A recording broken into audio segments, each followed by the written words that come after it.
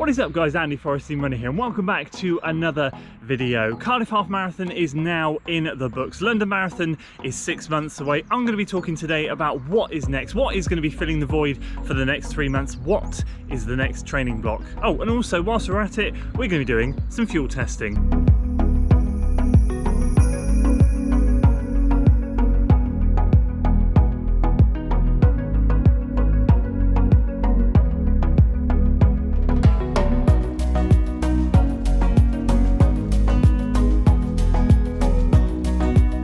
So you join me out here on the Forest Trails for my Saturday long run, wrapping up the week in style. This is a bit of a head clearer run and I'm excited for this one. I've been wanting to get the long runs back up over 2 hours for a long time. I started it just before Cardiff, tapered down, but now over the next few weeks and months, these long runs are going to become a focal point of my training. We're going to talk all about that very shortly. Obviously London Marathon training is not going to start until June or July. There goes some deer. You probably can't see it because the GoPro's rubbish, but that's why I love living here. So I've got about 3 months now to really think about what I want to do, and I've now come to a decision as to what I want to do. Still got to get it all penciled in and written down and the plan sorted, but I know the focus, I know the goals, and I know what I want to achieve. But just a little bit about today. I won't keep you too long on this run. I'm hitting a trail that I don't hit as often as I'd like to, but this one is all about the rollers. It's all about the undulation. This is gonna be 1,700, 1,800 foot of climbing run. This is either up or down, and I'm going to be hitting it at a moderate pace and seeing how we get on.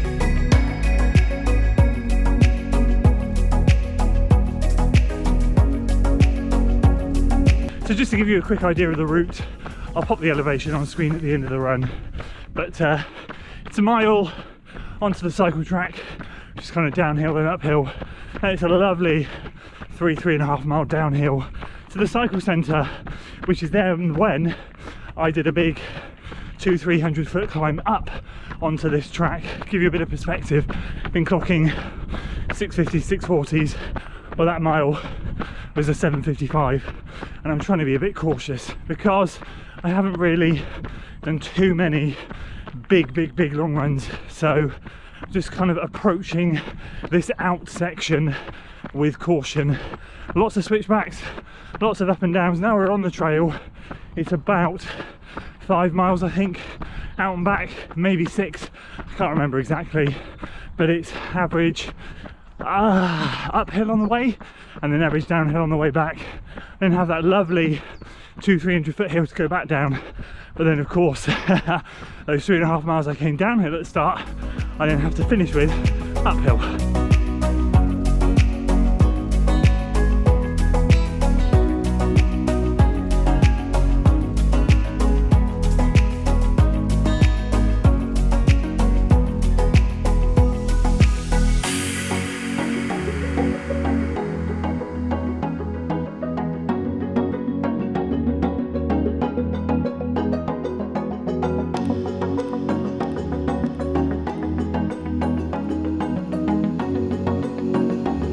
Okay, so we've reached a turnaround point. Here's the gate. We basically, for any locals here, run from Sinniford to Colford. The recycling tip is just there. So let's tap the gate and back the other way. Midway run stats, 10.5 miles, 6:53 per mile so far, 1 hour 12, 38 elapsed. Not going to do anything stupid because I'm really enjoying this, so I'm not going to kick on or anything. Just going to try and maintain cruise control halfway through the first gel, and yeah, just enjoy it.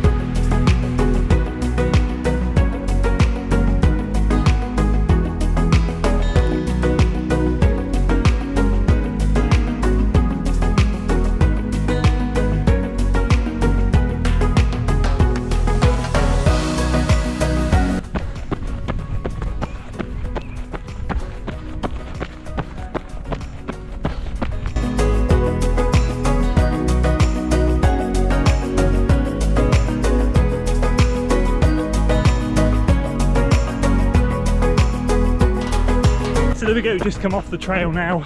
16.17 miles so far into the run. Just got that small matter of 3.5 miles to go back up the hill, but what a run it's been. Loved it, kept it sensible, kept it smooth, and progressed it a tiny bit, but average pace is still 6:49, so it's only increased by like 3 seconds a mile. So it's been a really cruisy run, and yeah, looking forward to cresting over the 2-hour mark and banking something really solid. So I'll get this wrapped up and I'll see you back at home.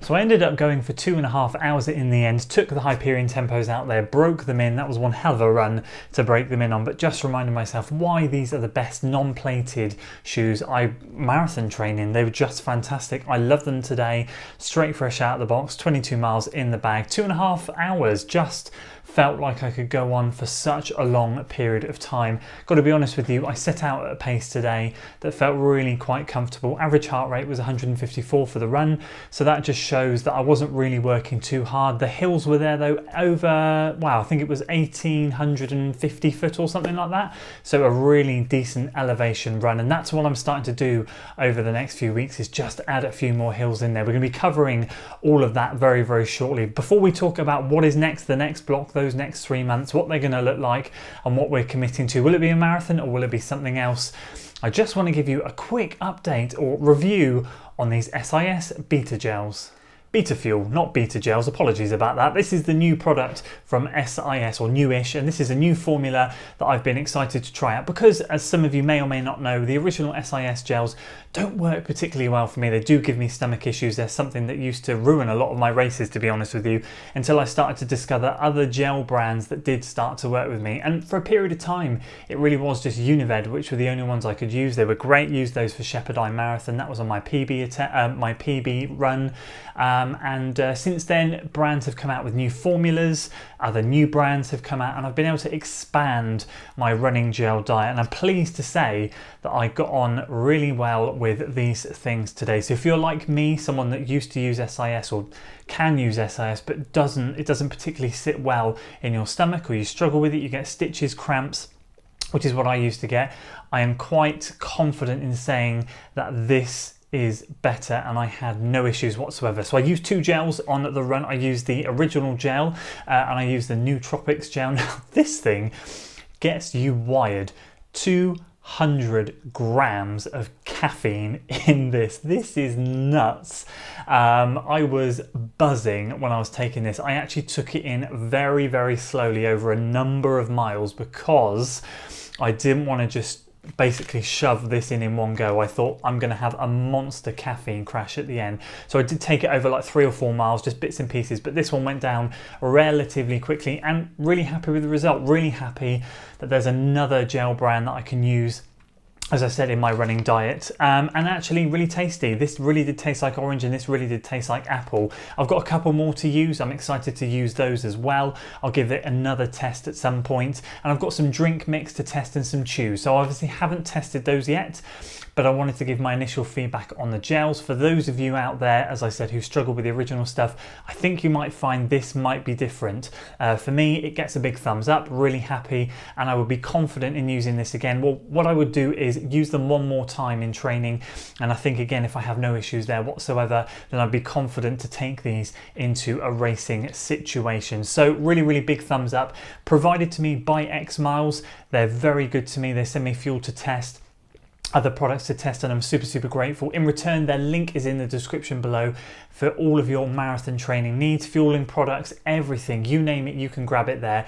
And of course, you can use discount code FODRUNNER for 10% off your order. These are well worth a try. So let's now talk about what is next. What is the next block? Well, just a quick recap. What was meant to happen over these few months was obviously an uninjured speed block, which should have run from September, October time after the half marathons I ran last year, right through to January to the Speedway 10K. At that point, I'd have flicked into half marathon gear and taken that probably through until around May or June. And then from there, I'd have done 2 or 3 weeks longer endurance, but sort of base work, less marathon specific stuff, before then kicking in to proper marathon training. The whole premise behind that was to work on the speed at the start, elongate it, stretch it out, and then go into marathon training. So over a 10-month period, the training would have kind of looked like that in terms of the distances that I'd have been running over, and it would have been a lovely progression up through the blocks.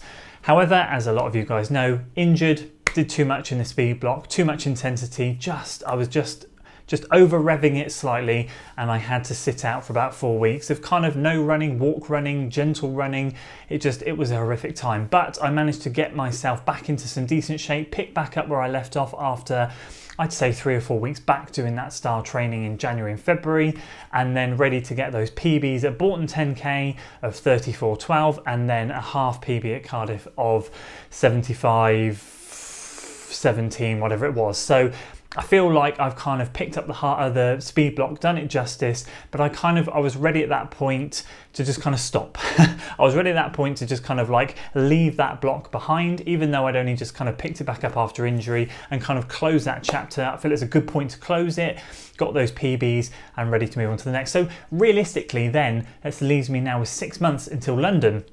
And I sure as heck am not going to do a 6-month marathon training block. So what is my next block going to be? Well, as I've just said, it is not going to be a marathon training block. I'm actually going to be revisiting some speed with a little bit more sensible decisions in there. What I'm going to be doing is taking all of my training onto the trails. Things are going to be adapted. There's going to be a few things that I'm going to go through, and I'll cover that in a separate video, but simple things like 200s, 400s, 800 meter repeats that I would be doing on the roads, I'm just going to convert it into a rolling undulating fartlek workout. That might be 30 seconds, minutes, 2 minutes, 90 seconds. There's going to be a variety over the next few weeks, just working on that speed, lung burning, and working on the strength, because what I've noticed already of just doing a week out on the trails is my glutes and hammies are screaming at me, and that's exactly what I want, just to feel like I'm working those areas of my body. Road training really can take its toll on me, especially up here, and I want to get back out onto the trails. So I'm actually going to be doing not so much another mirrored speed block, but I'm certainly going to be working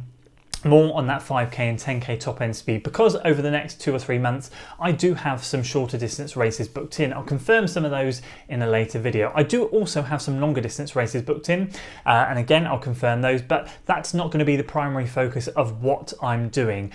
But the one thing that I'm going to be doing differently in this block, and this is the key for me, is going to be the long runs. I'm going to be sticking to those 2 hour plus long runs, or 2 hours as a minimum. That's what I'd love to achieve. And if you see me on Strava not doing 2 hour long run, there's a jolly good reason as to why that has happened. Whether I've run out of time, don't have the time that weekend, it will not be through choice. What I want to do is get back to enjoying my running out on the trails. It's been a long, dark, miserable winter, and I'm ready to get out there and soak in the trails. Today was just a reminder that this is what I live for when I'm running. The races are great, the training's great, but the long runs for me are the bread and butter, the number one, the most favourite runs I do every single week, and I just want to go out there and cruise through some of those long runs. I don't particularly have any plans to do any specific long run workouts, but that will change as the weeks progress, and I'll share more details on plans and things over the next 2 or 3 weeks. But for now, I just want you guys to know what's next, and that is going to be taking the speed out onto the trails. That is also going to help with strength, and I feel like that's going to be a good build up for London Marathon. So there we go. Those are my thoughts on the next 2 to 3 months. I'd love to hear what you're doing over the next 2 or 3 months, because obviously a lot of us are kind of like peaking now and racing over the next month for our peak races, whether that's a half or a full marathon or a 10k, whatever it is. And we're going to be going to summer season. Are you jumping into track work? Are you jumping into trail work? What are you jumping into, and what are you going to be training for? Let me know in the comments below, especially if you're going to be doing an autumn marathon. What do you do normally over these next 2 or 3 months to fill the void? I'd love to hear what you're doing, and of course let's get that conversation going. That's it for today though, guys. Appreciate your support as always. If you enjoyed the video, please do give it a like, share it with your friends, subscribe to the channel for weekly running content, and as always I'll see you on the next one. Until then.